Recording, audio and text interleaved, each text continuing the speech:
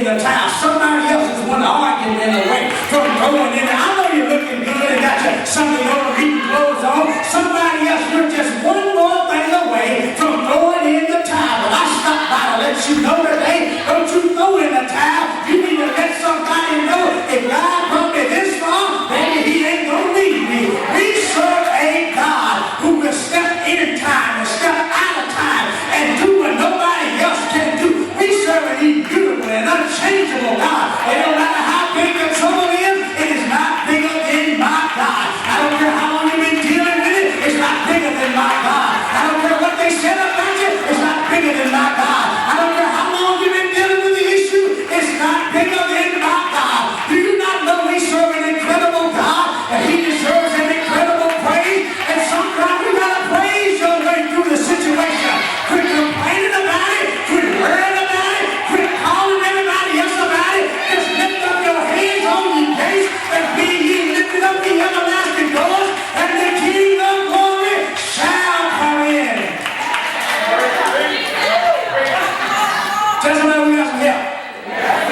Now watch this. The thing that I love about the God that I serve, he's not bound by your watch. He's not bound by your days of the week. Just because you had a bad week last week, that don't mean this week have to be bad. Your perspective needs to change. Why you say that? Because we got some help. I ain't talking about no ordinary help. I'm talking about supernatural help. I'm not worried about what it looks like. When I introduce it to my God, it's impossible for it to stay the same. What you talking about, Pastor? The God that we serve, he's not bound by time. Let me tell you what my God can do. Let me tell you what my God can do. What my God can do is, watch this. My God can see you in your problem, see you in your mess. But the God that I serve, he can step over into tomorrow. He can go ahead and work on your situation out. Step back over into today and ask you, are you going to give me praise or not? I've already worked it out, but I'm waiting on you to give me the praise like it's already done. We could have a little church. I don't care what your problem is. If you just believe God that he's going to take care of it, you don't have to wait till the battle is over. You can give God a praise right about now.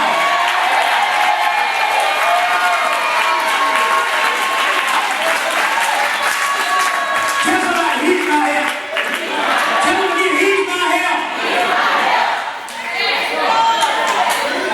I'm talking about my God. The one that looked beyond my faults and supplied all my needs. I'm talking about my God. That when I was so messed up, so dirty, and when nobody else would do anything with me, my God reached down over in a horrible pit and out of the miry clay, and he picked me up and set me down on a rock to stand. Somebody, that's my God. So here today, in our text, we have the psalmist, the choir, who have written this particular song. You know, the Psalms, they are songs, and what they have written about is when they were going through some things, they had some trouble in their life, just like some of us. Guess what? We have trouble in our life sometimes, but guess what? I'm not really worried about the trouble now. I'm not concerned about the trouble now. I used to run from the trouble, but I don't run from the trouble no more. I put the trouble on the run. Not because of what my name is, not because of who I am, but because of whose I am. So first of all, what the psalmist lets us know in 46 verse 1, it says that God is. Can I park there for just a minute? Tell somebody, God is. You want to know who's going to help you out of this thing? God is. You want to know who's going to be there when everybody else is gone?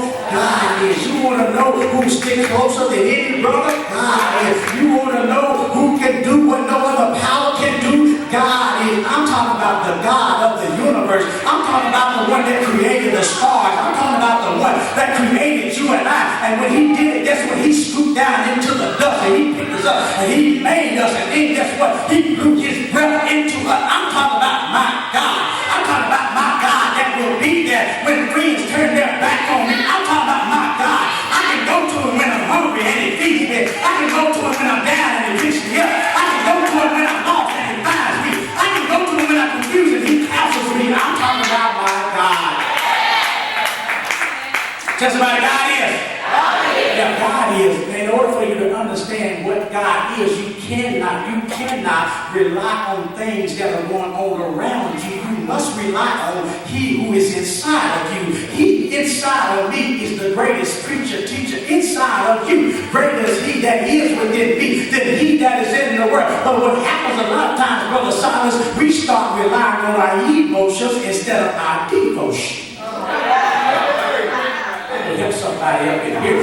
You can't be relying on your emotions. You better be relying on your devotion. What you talking about, Pastor? My emotions can have me up one day, down the next day. My emotions can have me crying one minute and smiling the next. My emotions can have me up and down, in and out, and ain't nothing going wrong in my life. I'm talking about emotions. Emotions will have you causing all kind of commotion up in your life. But guess what I found out? I can't rely on my emotions, but I can show up rely on my devotion. Well, my devotion is not to a man or a woman, but my devotion is to God. You have to call me a man of God, but my devotion to the God that I serve, He tells me I'm the apple of His eye. He tells me I'm the head and not the tail, above and not beneath, a royal priesthood and a chosen generation. So I am devoted to my God. And if I'm devoted to my God, my devotion keeps my emotions from getting a lot of commotion. If I stay in my devotion, He sets me up for spiritual promotion. Because the God that I serve, He ain't no right now. He's an old time God. He's a progressive God. Every round should go higher and higher. Somebody say devotion. My devotion to God kept me off the bottle and up in the Bible. Somebody say devotion. My devotion kept me calm in the midst of chaos. Somebody say devotion. My devotion kept me grounded when the storms of life were raging. So therefore I gotta stay devoted to God, because He was there when everybody else was gone. He was there. He was the one that rocked me in the midnight hour. He was the one that healed me when I got sick. He was the one that kept me on the right road when I wanted to go on the wrong road. Somebody say devotion. So God is, what is He? God is, first of all, He's my refuge. Somebody say refuge. Refuge. He's the place where I run to when I am in trouble. He's the place that I can go to, guess what? And He gives me what I need when I need it. The good thing I like about God is I don't have to wait for my pastor to show up. I don't have to wait for a deacon to show up. I don't have to wait for the mother to show up, because they may have something else going on. But the God that I serve, I can go to Him early in the morning. I can go to Him late in the midnight. Why do you go to Him so much? Because He's my help. I go to Him when I feel like it, and I go to Him even when I don't. The God that I serve, He knows what I need when I need it. Tell somebody God is. So He's my refuge. Guess what Psalm 91 said? He's my refuge. He's a very present help in the time of trouble. Guess what? It says that he that dwelleth in the secret place of the Most High shall abide under the shadow of the Almighty. So guess what? When I run to Him for refuge, He's my protector. Somebody say protector.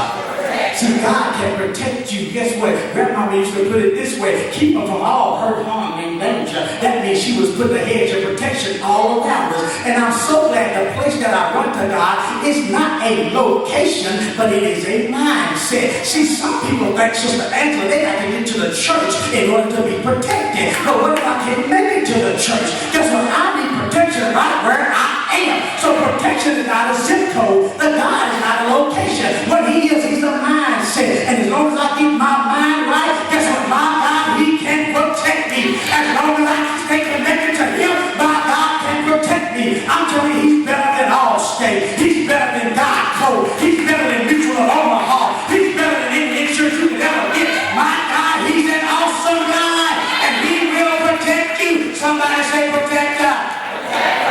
See, the God that I serve, He's not a dead God. He's an active God. And I'm sure there were many times that Pastor Lester and Minister Lester were traveling up and down the highway and asking God to protect them. And guess what? When He's not trying to protect you, baby, you better stay connected. Somebody say stay connected.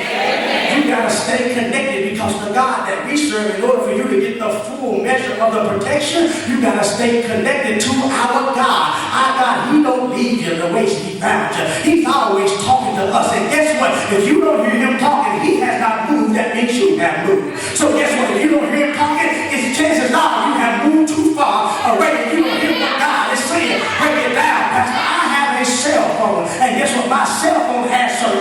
this. And as long as I'm within the coverage of my cell phone, I can pick my cell phone up, I can make a call, and I can receive a call as long as I stay within the coverage. But if I move outside the coverage of my cell phone, it don't matter if my cell phone costs $1 or $10,000. If I move outside of the coverage, guess what? You might not be able to hear me, and I probably can't hear you. God says what some of us need to do in order to get that full protection, you need to get back closer to God. He's still talking. He's still healing. He's still delivering. He's still setting the captive free. But you need to get a little bit closer to God. Somebody say protection. Not only is he a protector, watch this. He says, God is my refuge and he's my strength. Somebody say strength. So guess what? He's the provider. He's the source of my strength. The only way I can do the things that I do is God has to provide me with strength. And guess what? A bottle can't do this. A pill can't do this. A puff, give, can't do this. Brown sacks can't do this. Liquor store can't do this. Guess what? I thought I was getting strength, but the strength that I need in order to run this journey can only come from God. Isaiah said, they that wait upon the Lord shall renew their strength. Mount with wings like eagles, run and not be weary, walk and not faint. You need the strength that only God can give. When the enemy comes in like a flood, you're going to need God's strength. When people start getting on your last nerve, you're going to need God's strength. When you don't know where your help is coming from, look to the hills from which come your help. That strength can only come from God. Somebody say provider. God provides the strength that we need. When confusion comes in, God provides the strength and the counseling that you need. God is all-sufficient. He does not run out of strength. He does not run out of power. He is a very present help in the time of trouble. Guess what? There are some people, they'll show up when the trouble is gone. But not my God. He'll help you while you are up in the trouble. What God does, he gives me a booster shot every now and then. You know what a booster shot is, don't you? When we used to have to go to school, we had to get tetanus and booster shot. Guess what it done? It protected me from certain kinds of diseases and stuff that was going on. Every now and then I got to get a booster shot. And my booster shot doesn't come from the outside, but it comes from this word of God. And when I get my booster shot, I can run over and see what the end is going to be. When I get my booster shot, I'm not worried about what people are doing to me because it's what God is doing in my life. When I get my booster shot, I can keep on going. I'm like the Energizer Bunny. When I get my booster shot, I can keep going and going and going. But I got to get my booster shot. And when God gives it to you, guess what? You can keep right on running. Anybody going to keep on running and see what the end is going to be? I've been running for Jesus for a long time, but I'm not tired yet. Somebody say strength. So not only does he give you strength, but he's a very present help in trouble. This means that God is there before anybody ever shows up. Somebody say, he's my help. He's my help. I love him so much because he helps me so much.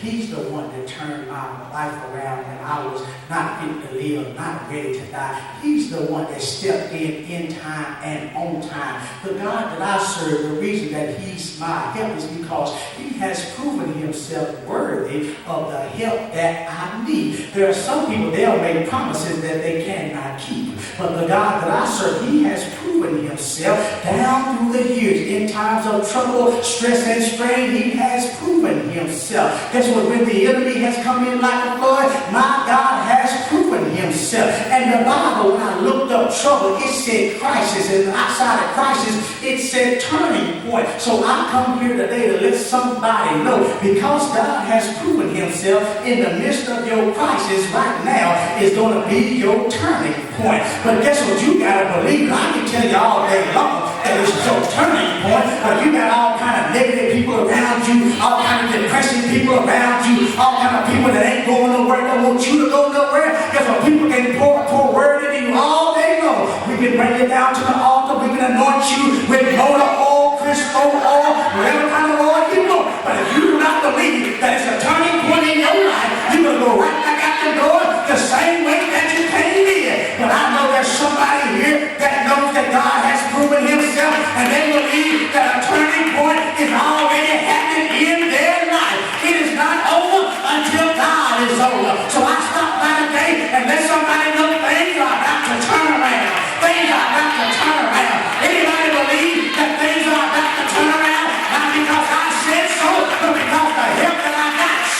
soul. I don't know who I'm preaching to today, but it's time to turn some things around.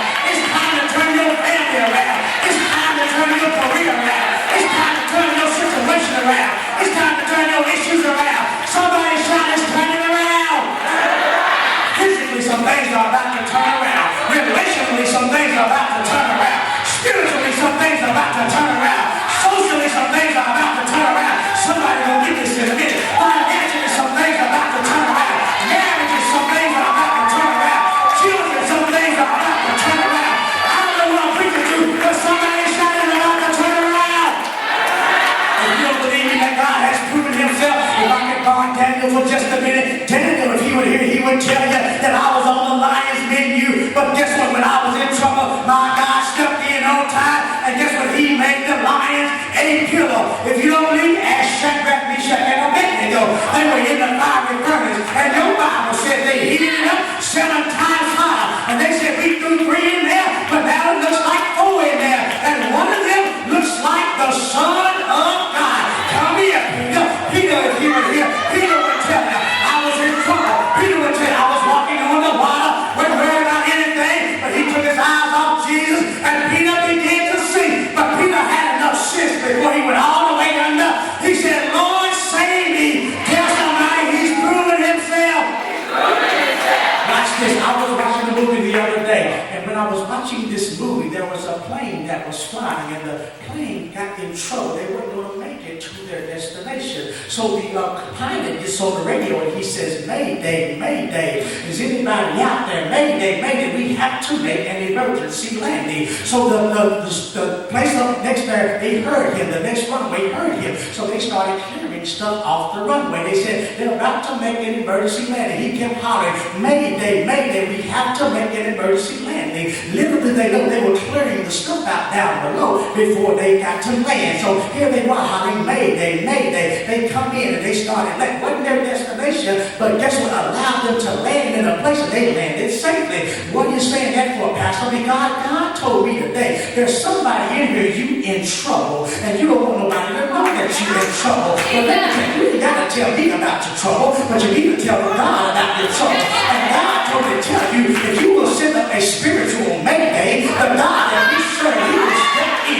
your situation, and he will make everything all right. He may not come when you want him to, but who can be a witness out there? My God is on time. So if you won't shout it, I'll shout it for you. Mayday, mayday. Somebody's in trouble and sick. Mayday, mayday. Somebody's child is on drugs. Mayday, mayday. Somebody's marriage is about to fall apart. Mayday, mayday.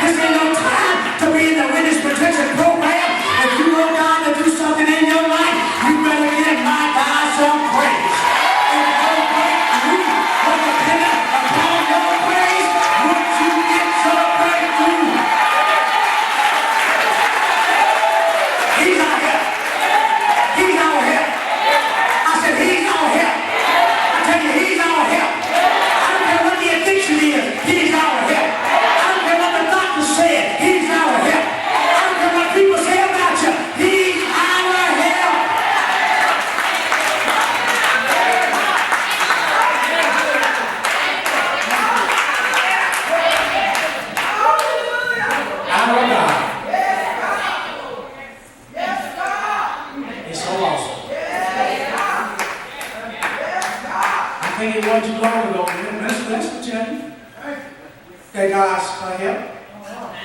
Pastor Lester tell you that God is our help. I heard Pastor Lester say when Minister Lester got sick, he said, I prayed to the Lord to not take her. And I don't know about you, that's good news. Because he prayed and God heard him. How do I know God heard him? She still